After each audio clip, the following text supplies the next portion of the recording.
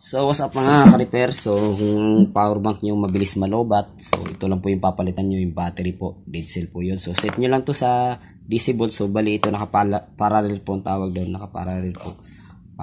Positive to positive, negative to negative. So tanggalin nyo po yung ano nya, hindi nya, tester nyo po isa-isa to.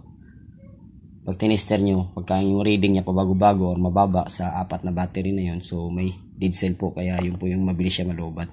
Ano pong karamihan sira niyan. So yun, tips lang para ano. So ito guys, buo na to guys. Pinalitan ko na to ng battery. Ayan, so ito pakita natin sa inyo guys. Yan, nailaw na siya, meron siyang LED light, tapos yun, indicator niya. So naka-charge na kasi to, so meron siyang 3 bars. So ayan lang, yan lang yung konting tips ko sa inyo pag ang power bank niyo mabilis malobat.